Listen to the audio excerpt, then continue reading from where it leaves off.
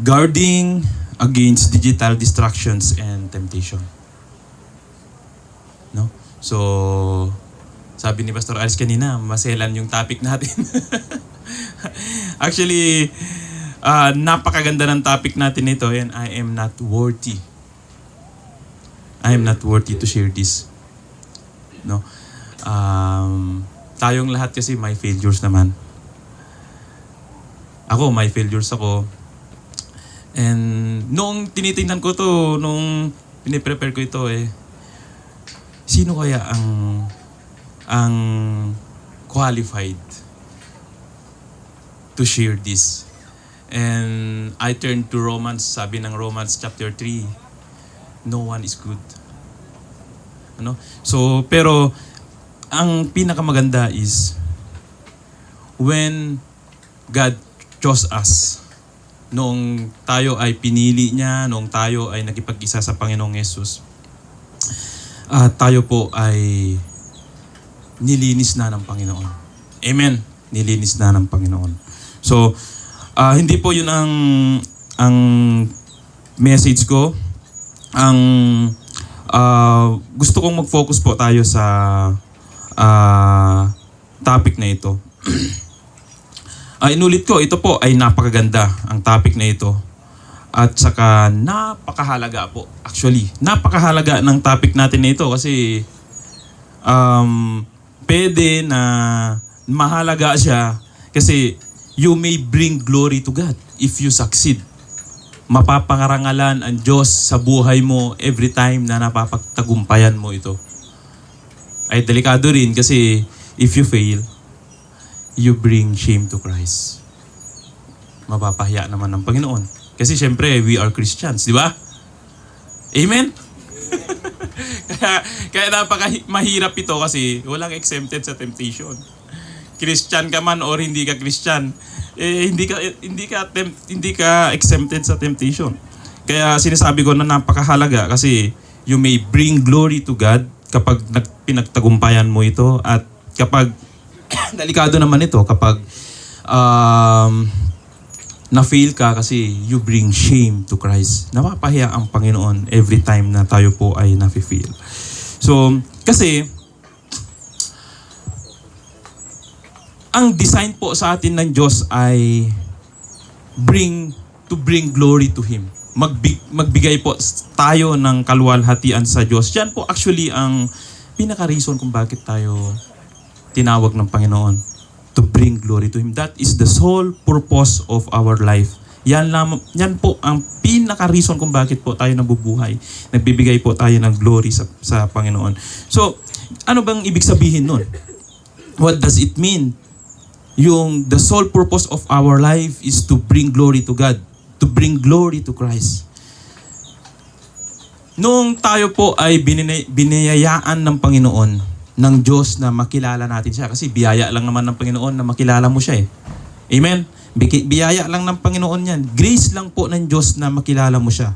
So, nung naunawaan mo ang kabutihan ng Diyos, ang biyaya ng Diyos, ang kapangyarihan ng Diyos sa buhay mo, nagsimula doon na siya ay pinupuri mo, na siya ay sinasamba mo, na siya ay sinusunod mo sa iyong buhay. Nagsisimula po doon. Nung binayayaan ka niya na maunawaan mo ang kabutihan niya, ang greatness ng Panginoon, ang kadakila ng Panginoon, ay doon po babaguhin ka ng Panginoon at magsisimula doon na pinupuri mo na siya, sinasamba mo siya, sinusunod mo siya sa buong buhay mo. Yun po yung buhay na bring glory to God, na nagbibigay ng glory sa Panginoon. Amen. Yun po yung sole purpose ng buhay natin. Diyan po ang design ng Panginoon para sa atin. Amen ba? Amen. Yun nga sinasabi ko, but if we fail, if we don't do that, kapag hindi natin nagagawa yun, we fail to live for God's design for us. Okay? So, basahin ko lang itong 2 Timothy chapter 2 verse 21 to 22. Ang sinabi niya, ang sinumang lumalayo sa kasamaan ay katulad ng sisidlang natatangi, malinis at karapat-dapat gamitin ng may-ari para sa lahat ng mabubuting gawain. Kaya nga, iwasan mo ang masasamang hilig ng kabataan. Sa halip ay pagsikapan mong maging matuwid, tapat, mapagmahal at mapayapa kasama ng mga taong may malinis na tumatawag sa Panginoon. So, if we have more time sa panonood ng Netflix, nanonood kayo ng Netflix? Nag-register kami ni Mrs. ko noong previous month, pero hindi naman namin nagagamit. Noong meron yung time na nag-load siya sa GCash, may laman ang GCash niya, automatic pala na natatanggal yun, ano? Na automatic pala na kahit hindi namin nagagamit, nakakaltasan yung kung meron lang naman ang laman ang GCash niya. So, if you have more time na manood sa Netflix, K-drama than fellowship, you fail to live for God's purpose in your life. Mas marami na yung time mo kaysa dun If you have more time scrolling Facebook than reading the scripture, the Bible. Di ba? Actually, temptation talaga yung gadgets natin. Itapon na kayo. Temptation siya. Pero dapat gamitin natin siya sa tamang paggamit. Amen. Hindi naman siya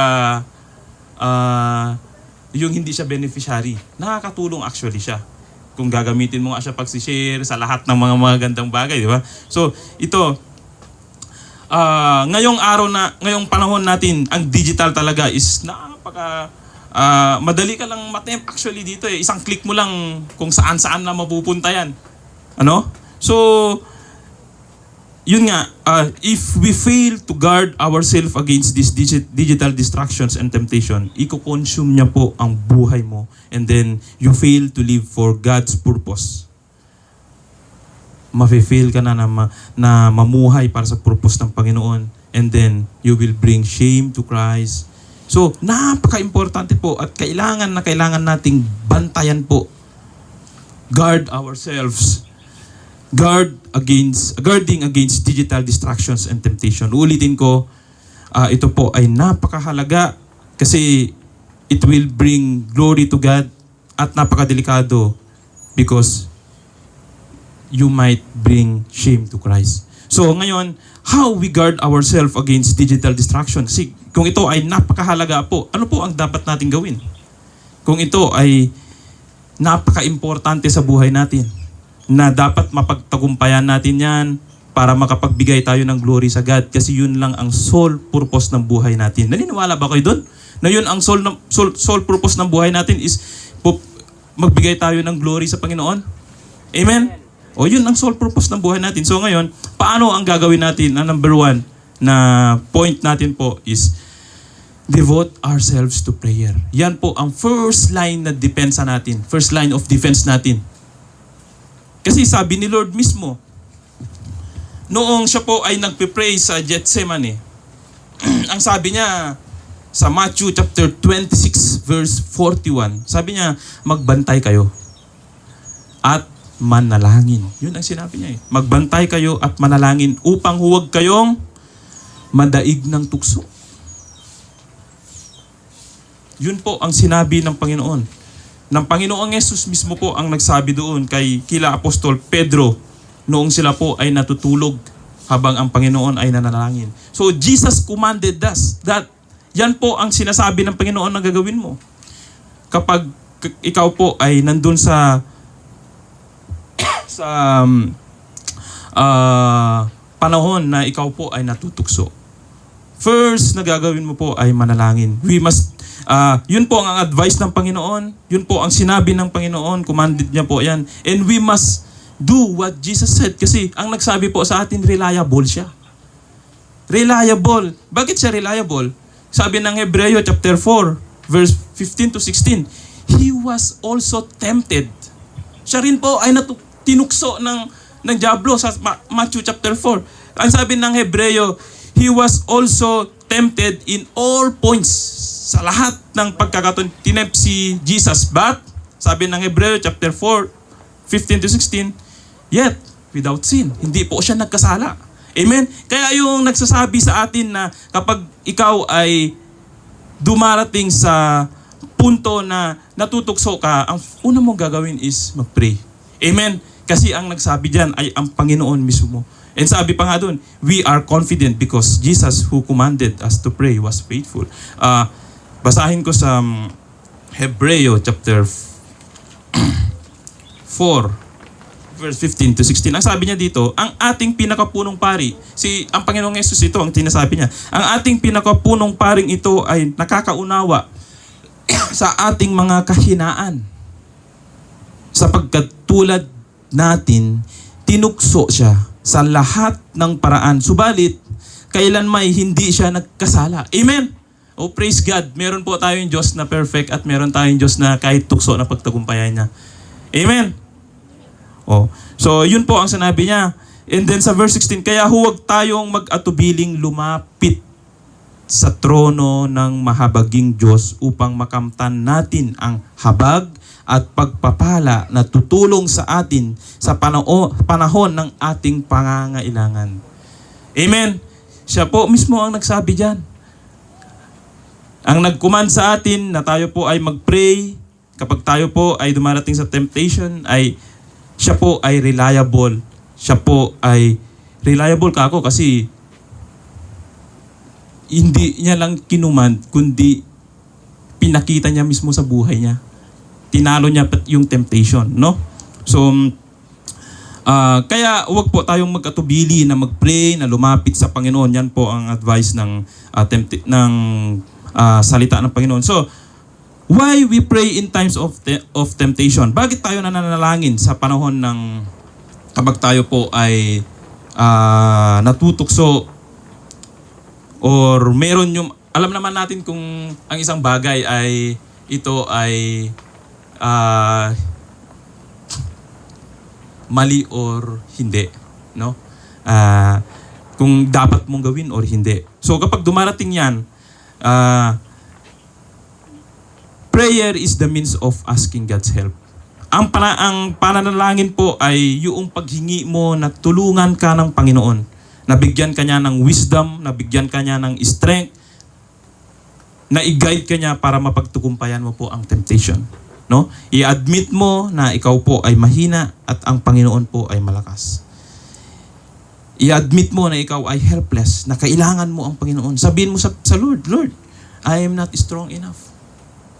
You come to Him with a humble heart. Seeking His strength, seeking His guidance, seeking His wisdom. Wala pong magaling sa temptation. Mostly sa man of the Bible, si David nagkasala siya, si Moises nagkasala siya. 'Di ba na-tempt siya dahil dun sa yung pinalo niya yung dahil sa galit niya, pinalo niya yung stone, and sabi dun and that stone was Christ. And that rock pala ang sabi ng Bible, and that rock was Christ. So pinalo niya yun dahil sa sobrang tawag dun, galit na ni Kwan. Hindi niya, yun ang weakness ni Moises. Mabiyay, mapatu. No? So wala pong magaling sa temptation. Pero ang pinakamaganda, meron tayong Jesus na reliable, na siya ay perfect, na pwede nating lapitan. Amen? Na kapag every time na lalapit tayo, ipinapakita natin na we are helpless, we are lowly, we need Him, we need His power, His protection. Amen? So yan po ang number 1, ang first line of defense natin. So number 2, devote ourselves into God's Word. Ito po ay napaka-importante rin po ito. Napaka-importante ito nitong devote ka sa God's Word. Isisingit ko lang, maalala ko tuloy. Every time na, baka siguro sisingilin na naman ako ni Mrs. ko, sabi ko, kapag alas 10 na, minsan nauuna na siya matulog. Hindi na naman kami nagsasabay matulog kasi alam niyo kasi kapag kami sa buhay ng mga pastors, alam niyan ng mga kasama ko. Pero si Pastor Noel, hindi ko kayang gawin yung 2:00 na pagtulog niya. Hanggang 12:00, pasado lang ako. Sabi ko sa kanya, sabi niya sa akin, hindi na naman tayo sabay matulog. Kung minsan sabi niya, hihintayin kita. Kasi, napaka-importante po ng God's Word. Hindi lang sa time sa temptation, kundi yan ang magiging lifestyle mo. Amen? Magiging lifestyle. So, kasi, bakit? Ang knowledge mo kasi sa salita ng Panginoon, magbibigay sa iyo ng lakas, ng wisdom, para ma-guide ka kung paano mo talunin ang temptation. Mabibigyan ka ng wisdom, ng guidance kung paano mo matatalunin. Si Jesus, alam niyo yung kwento ng Matthew chapter 4, basahin ko yung chapter 4 verse 1 to 11. Doon po si Jesus po, tinempo ni Satan sa wilderness. Tinukso po siya ni Satan doon. Yun yung sabi ng Hebreo na in all points, he was tempted but yet without sin. So, doon ang nangyari po doon. Ito po, basahin ko po ito, no? Sa Matthew chapter 4 verse 1 to 11. Pansinin natin yung mabuti ito. Tingnan natin ng mabuti. Ang pagtukso kay Jesus. Pagkatapos Jesus ay dinala ng Espiritu sa ilang or sa disyerto, ilang ang disyerto upang tuksuin ng dyablo. Siya ay nag-ayuno sa loob ng 40 araw at 40 gabi kaya't siya ay nagutom. Dumating ang dyablo at sinabi sa kanya, kung ikaw ang anak ng Diyos, gawin mo ngang tinapay ang mga batong ito. Actually, kayang-kayang gawin ng Panginoon yun. Ginawa niya yun later sa mga di ba? Yung nag-provide siya, minultiply niya actually lang ang tinapay, sa pieces of bread. So, ngunit sumagot si Jesus, nasusulat, hindi lamang sa tinapay na bubuhay ang tao. Tingnan niyo mabuti, yung paano sinagot ni Jesus si Satan. Sumagot si Jesus, nasusulat, hindi lamang sa tinapay na bubuhay ang tao, kundi sa bawat salitang nagmumula sa bibig ng Diyos. Pagkatapos dinala siya ng dyablo sa Jerusalem, ang banal na lungsod, at pinatayo sa taluktok ng templo. Sinabi nito sa kanya, kung ikaw ang anak ng Diyos, magpatihulog ka sapagkat nasusulat, sa kanyang mga anghel, ikaw ay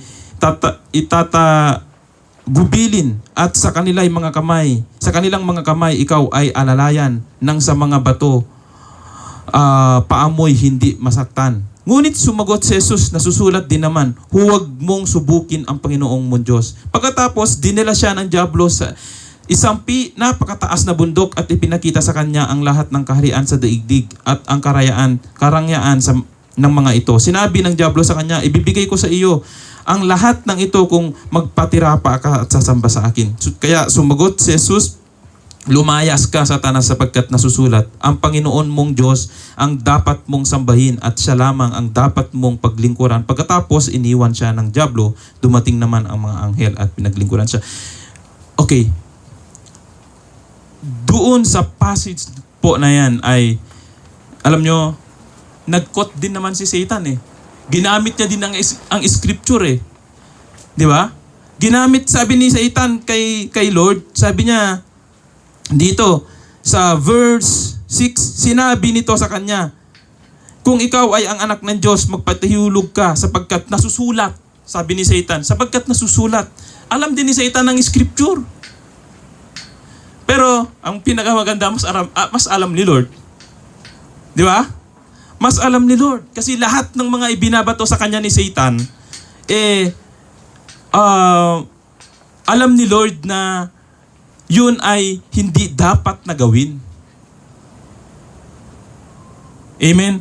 Mas alam ni Lord ang scripture kaysa kay Satan. So, kaya,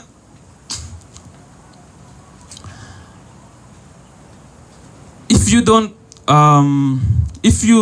are a shallow in God's Word, kapag ikaw po ay mababaw ang kaalaman mo sa salita ng Panginoon, parang shallow Christian ka rin lang. Siyempre, alam niyo yung shallow Christian? Yung hindi ka masyadong malakas pa kapag dumarating ang temptation sa buhay mo. Para kang driftwood. Alam niyo yung driftwood? Ah? Yari ikwa, gaba. Hindi nyo rin alam ang gaba kasi ibanag.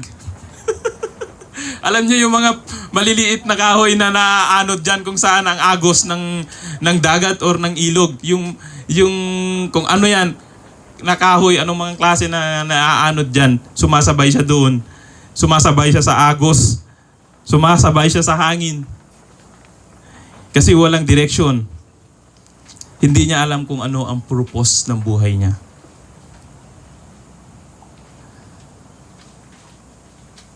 Amen. Pero kung alam mo kung ano ang purpose ng buhay mo, na ang purpose ng buhay mo is to bring glory to God. Tulad na sinabi ko kanina, ano ba yung definition nun? Yung sinasamba mo, Panginoon, pinupuri mo siya at sinusunod mo siya. Yung sinusunod kasi na yan, napaka-broad na salita yan. Ang luwang ng ibig niya sabihin, yung bang sa lahat ng parte ng buhay mo ay susundin mo ang Panginoon.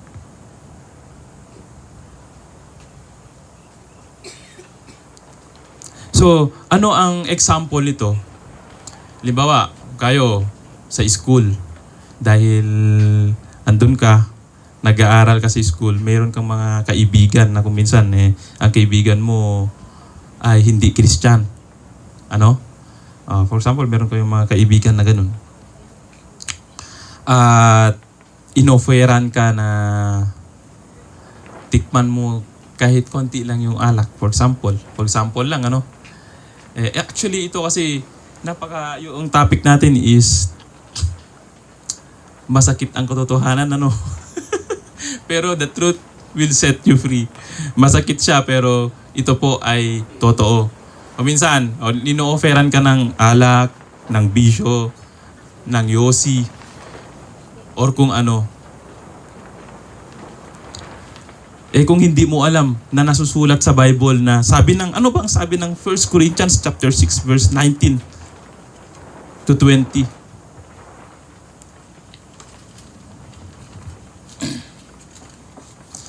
Ang sabi po ng 1 Corinthians chapter 6 verse 19 to 20. Hindi ba ninyo alam na ang inyong katawan ay templo ng Espiritu Santo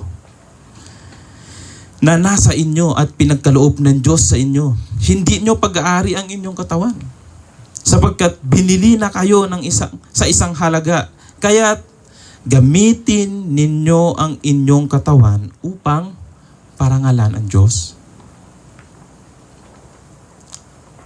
So, kapag yan po ay yakap-yakap mo, pag yan po ay nasa puso mo, kaya mo pong iwasan ang pagtukso ng dyablo sa iyo. Lalo na, alam nyo, kapag nag-iisa ka, ang devil kasi, ang temptation po, hindi ako masyadong nag-focus sa knowledge na sa inyo, yung mga points na ibibigay ko sa inyo is kung paano natin, gusto ko yung application yung kung paano natin mapagtagumpayan ang temptation. Ang temptation po ay, isising ko ito. Ang temptation po ay nanggaling po yan kay Satan. Hindi po yan galing sa God. Hindi po yan. Ang trial sa buhay natin is galing kay Lord. Test. Kasi ang sabi ng Bible, para mas maging malakas ka. Bigyan ka ni Lord ng trials na mapagtagumpayan mo ay mas maging malakas ka. Amen. Pero ang temptation po ay hindi po yan galing kay Lord. Galing po yan kay Satan. Ang sabi po ng 1 Peter chapter 5 verse 8. Ang sabi po dyan, maging handa kayo at magbantay. Ang dyablo, ang kaaway ninyo ay parang leong umuungal at aali-aligid na naghahanap ng malalapa. Ganun po ang dyablo po. Especially po kapag nag-iisa ka. Ang plano ng devil is uses all kinds of temptation, distractions para i-destroy ka niya. Para hindi ka magbigay ng glory sa Panginoon. Yun po ang pinaplano ng kalaban ng dyablo. And if we don't guard this temptation, sabi ko nga po, we may bring shame to Christ. No? So, yung mga narinig natin, mga previous preachings, na kuwan nga ako doon sa, alam pala ni Pastor Noel, yun yung paglalaro ng ML. Nakikita, kasi ako, teacher din ako, nakikita ko yan sa mga estudyante ko sa school. Nagmumura sila. Wag natin silang gayahin kahit na walang nakakakita. Amen? Wag natin silang gayahin kasi Christian nga tayo. At kapag ginagawa mo yun, malalaman nila na ikaw ay Christian, mapapaya ang Panginoon. Sasabihin nila, malalaman nila Christian pala siya, tapos nagmumura siya, tapos nakikita nila yan, ano? So, actually, kahit yung mga online sugal, meron kasi akong estudyante na nanalo ng 1.3 eh. Si Kenneth, hindi ko nasasabihin yung pilido niya para medyo privacy. Nanalo siya dun sa scatter at hindi ko alam kung anong laro yun eh. Hindi naman ako naglalaro. So yun, 5,000 yata yung laman ng GCash niya. Alam nyo, nanalo siya ng 1.3. Nagulat ako nung nikwento nila sa akin. Sir, si Kenneth, sabi nung kasama ko ng teacher, meron ka palang estudyante na milyonaryo, sabi nila. Nakabili siya hindi ko sinasabi to para gayahin yun. No?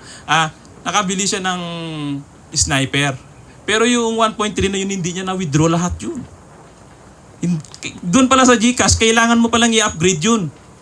Ang kaya lang na mai-withdraw ng GCash niya is pang 150 yata, 130,000 lang ang nakuha niya, ang na-withdraw niya. Tapos na-block na yung GCash niya kasi kailangan pala dapat ang ginawa niya doon is in-upgrade niya.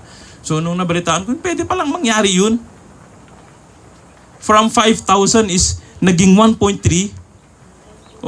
So yun. Tapos after that, marami na yung sabi niya sa akin, Net, ako, sir, nung nangyari yun, marami na yung mga kasama ko na gustong gawin yun. Sabi niya. And then so, patago, ginagawa nila. Hindi nila sinasabi sa kanilang mga magulang. Kapag mangyari yun sa buhay natin, huwag tayong maengganyo, huwag tayong matempano. Kahit na patago. Alam nyo, sasabihin siguro natin, minsan lang naman ito, wala naman nakakakita. Di naman ako nakakita ng mga kasama ko, ng pastor, ng magulang ko. Alam nyo, ang sabi ng Psalm 139, verse 1 to 3. God knows everything about you. He sees you. Sabi niya dun, He knows when you lie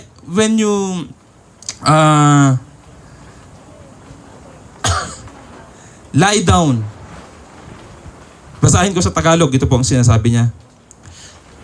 Ako ay, sabi ni David ito, no? Ako ay iyong siniyasat, batid mo ang aking buhay, sabi ni David sa Panginoon.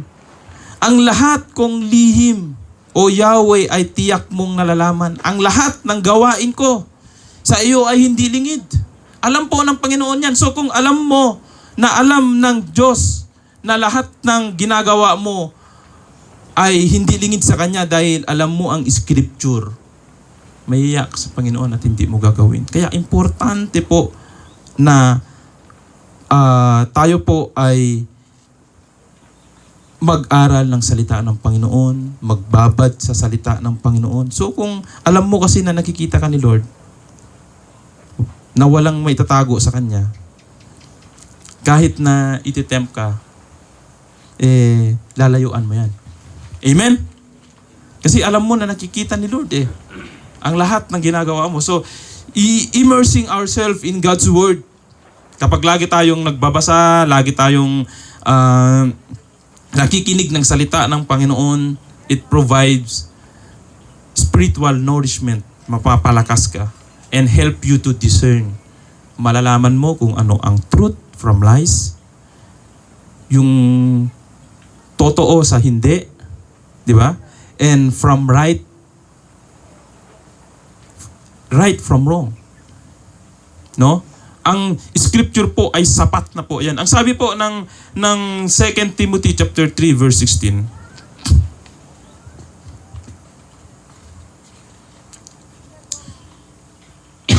Excuse.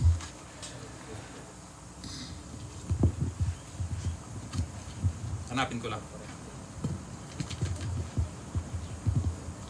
Sabi po ng 2 Timothy chapter 3 verse 16. Ang lahat ng kasulatan ay kinasihan ng Diyos at kapaki-pakinabang sa pagtuturo ng katotohanan, sa pagsaway sa kamalian, pagtutuwid sa likong gawain, at sa pagsasanay para sa matuwid na pamumuhay, upang ang lingkod ng Diyos ay maging ganap at handa sa lahat ng mga mabubuting gawain. So ang Holy Scripture, ang Scripture po ay kinasihan ng Diyos yan. Ito po ay salita ng Panginoon. Amen. Hindi lang po yan basta libro. Ito po ay mismo po ang bawat salita po na nandirito po ay yan po ang sabi ni Grudem ay salita po yan ng Panginoon. Ang bawat nababasa po natin dyan ay salita na po ng Panginoon. Kaya po yan ang basihan natin sa ating buhay. Amen. Because it is God's word. Ito po ay salita ng Panginoon. Ginamit niya lamang po yung mga nagsulat dyan, ang mga propeta, ang mga sa Old Testament, di ba? Tapos yung mga apostol, ginamit niya lamang po ng Panginoon yan. Sa Deuteronomy chapter 18 verse 18 to 19, basahin ko ulit ito. O magsimula tayo ng 17. Deuteronomy chapter 18 verse 17 to 19. Sabi niya dito, sinabi naman niya sa akin, tama ang sinabi nila. Kaya mula sa kanila, pipili ako para sa kanila ng isang propetang katulad mo. Sasabihin ko sa kanya ang aking kalooban at siya ang magsasabi nito sa mga tao. Yun ang po ang sabi ng Panginoon. Sino mang hindi nakikinig sa kanya na nagsasalita para sa akin ay mananagot sa akin. Meron pong consequences po kapag tayo po ay nahi-fail sa temptation. May consequences po yan. Amen? At ang sabi ni Grudem, ni Wayne Grudem, about sa salita ng Panginoon, ang lahat daw po ng salita na nasa Biblia ay salita ng Diyos. Kaya, kung hindi mo pinaniniwalaan o sinusunod ang anumang salita dito, ay hindi mo rin pinaniniwalaan o sinusunod ang Diyos sa buhay mo. So, napaka-importante po ng God's Word kasi ito po ang salita ng Panginoon na magturo sa iyo kung ano po ang dapat mong gawin. I-discern mo ang truth from lies. I-discern mo ang right from wrong. Amen? Napakahalaga po nito. Kapag alam mo po ang Scripture, may mga alam ka, hindi naman siguro na i-memorize mo lahat. Pero kung kaya mo, why not? Ano? So, kung nagbababad ka sa salita ng Panginoon, lagi kang nagbabasa, mas maganda na dito natin i-consume ang buhay natin. At the same time, pag yun ang gagawin mo, tuturuan ka ng Panginoon. Bibigyan ka niya ng talino, ng wisdom, kung ano ang dapat mong gawin in times of temptation. Amen? Amen. Kaya napaka-importante po na tayo po ay mag-devote sa salita ng Panginoon. And lastly, so yun po yung pangalawa. Ano yung una? Devote ourselves to prayer. And then yung pangalawa? Devote ourselves into God's Word. Okay. At ang pangatlo is devote ourselves to fellowship. Ito po ang third line na defense natin. Ang fellowship po ay importante. Importante ba ang fellowship natin? Kasi mapapalakas po tayo dito eh. Mapapalakas po tayo. So, kapag dumating sa buhay mo na ikaw po ay na-tempt, seek the company of believers. Ang una mo, yung unang point natin kanina, mag-pray ka, magbasa ka ng Word of God, and then seek the company of believers. Mas maganda na kasama mo yung mga kaparehas mo sa pananampalataya. Amen. Actually, yan po, ano ba ang sabi ng 1 Corinthians chapter 15, verse 33? Sino nakakaalam nun? Plus points. Ako na ang mag-garantya. 1 Corinthians chapter 15 verse 33. Ang sabi niya po dito is, huwag kayong paluloko, ang masamang kasama ay nakakasira ng mabuting pagkatao. Sa Hebreo chapter 10 verse 25 po, huwag nating kaligtaan ang pagdalo sa ating mga pagtitipon gaya ng nakasanayan ng iba. Sa halip, palakasin natin ang loob ng isa't isa, lalo na ngayong nakikita nating malapit na ang araw ng Panginoon.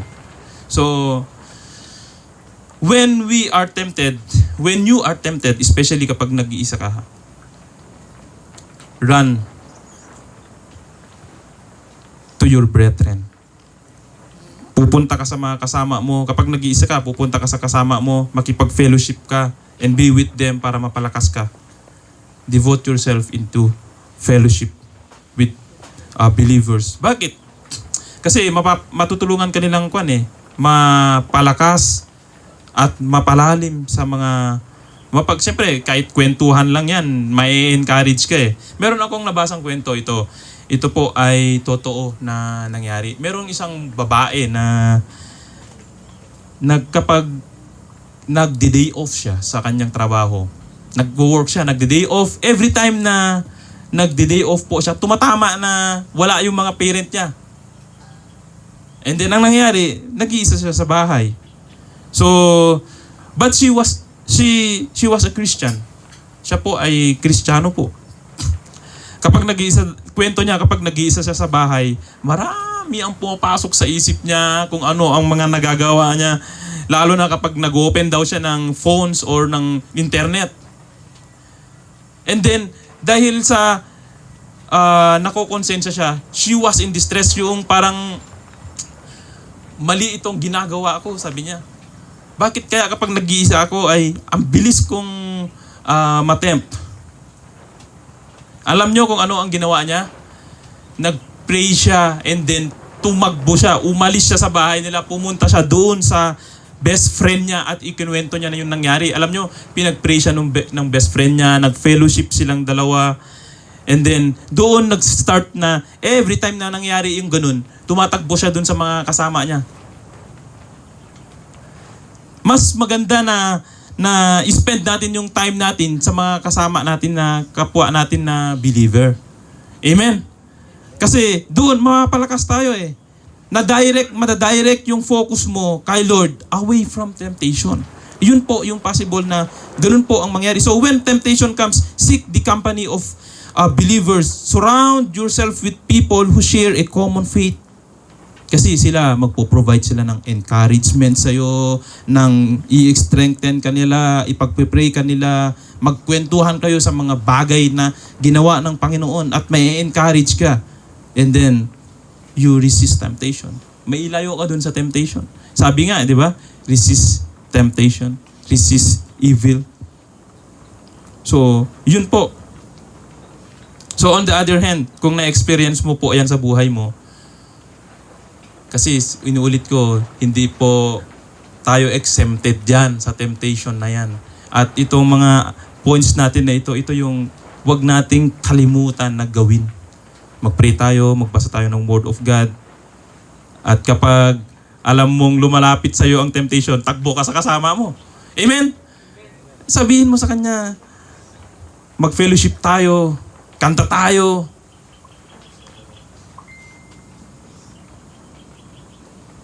No? So, ang daming temptations po na nangyayari sa buhay natin, lalo na ngayon. Tulad ng sinasabi ko sa inyo, yung mga games, online games, kahit yung sa mga posting natin, sa pag-scroll natin ng Facebook, kung ano, halos lahat yata ng mga nag-share sa inyo dito, ang sabi nila is kung ano-ano ang magpapakita sa newsfeed mo.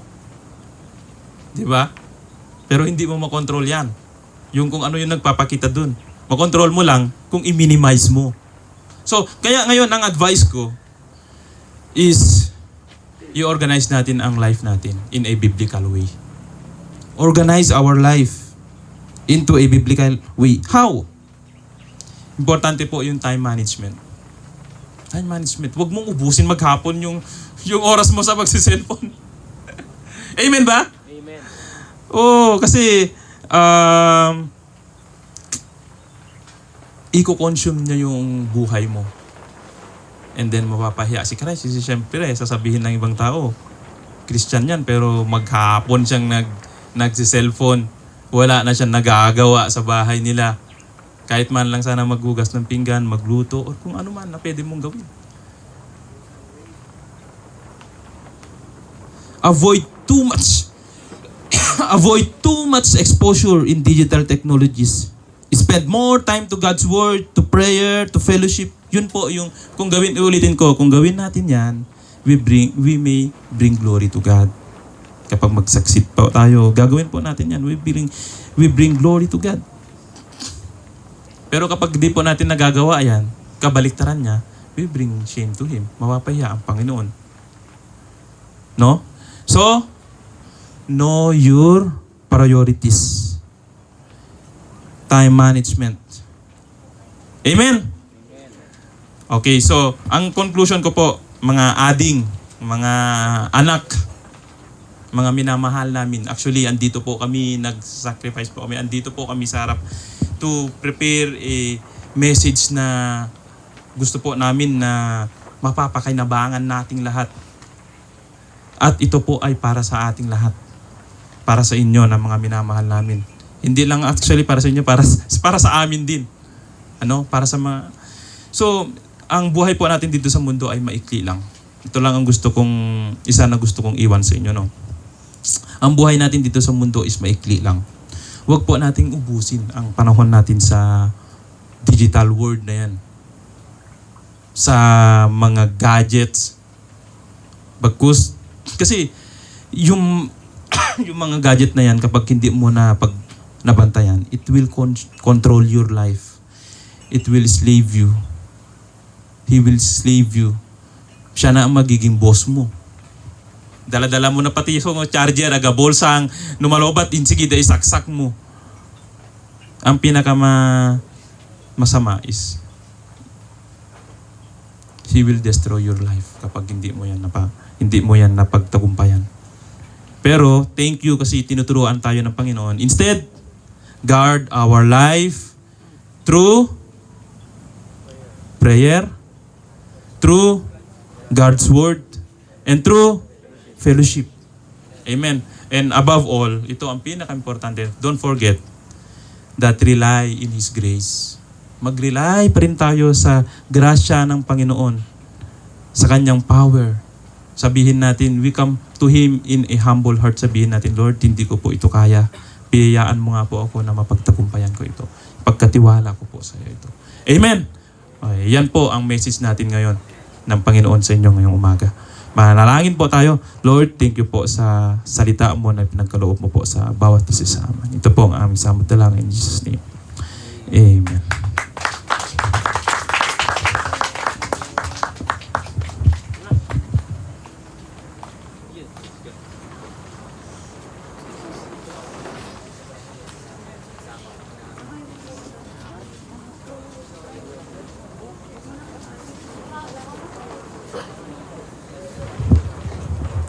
Ayan, thank you so much, Pastor Ricky, for that powerful and inspiring message. No?